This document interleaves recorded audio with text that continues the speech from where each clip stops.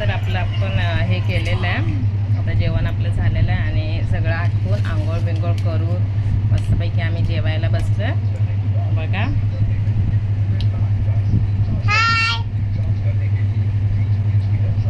चला तर आम्ही आता जेवतोय.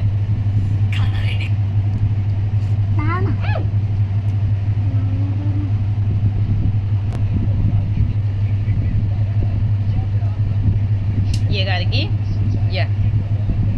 एक घास दीदीचा आणि एक घास गार्गीचा. कसं आहे गार्गी? मच्छी कशी आहे? छान आहे. अनु कसं आहे?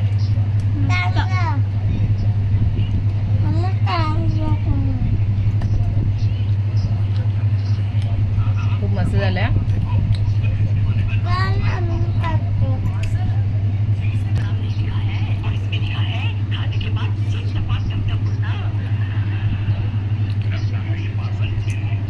कसं आहे?